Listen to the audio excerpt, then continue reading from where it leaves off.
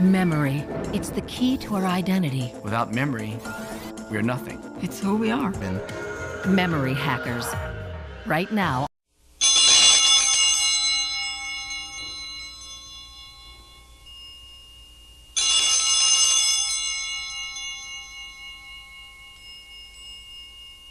Somewhat recently, I talked to a guy who is about as old as I am. He said that when he was a kid, the nuns told him that after receiving the Eucharist, he should go back to his pew and let the Eucharist dissolve on his tongue and his mouth. And I really don't have any idea whether his memory is accurate on this or not, but it does sound familiar, and I think that I might have heard this before. So I thought I'd do a short video on this topic in case there are some people who do let the Eucharist dissolve on their tongues. The Catholic Advance, which is the newspaper of the Wichita Diocese, ran this column, which was called the Question Box, that ran on June 25th of 1938. And a question was asked of the priest: in receiving the Holy Communion, is it sufficient to permit the host to dissolve on the tongue? And the answer was that when the sacred species, the little host that we see, is dissolved, our blessed Lord is no longer sacramentally present. Therefore, theologians hold that unless the sacred species are consumed, there is no sacramental reception of our Lord. We are to swallow the little host and not permit it to dissolve on our tongue. In the 1940s, the question box feature was replaced by one called Ask and Learn, and that column was syndicated out of Denver, Colorado. This question and answer appeared on July 12th of 1946. It is basically the same question, but a little more lengthy answer.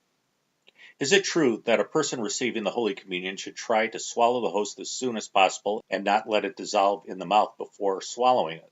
The answer was, yes, this is true. Each sacrament has a sensible sign that both signifies and affects the bestowal of sanctifying grace on the individual. The sensible sign of the Eucharist is that of food. Our Lord himself said that we should eat his flesh and drink his blood.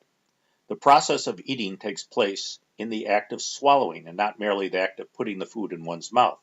Therefore, since eating is the sign of the sacrament of the Eucharist, the grace is infused in the soul at the time eating takes place, and that is when the host is swallowed.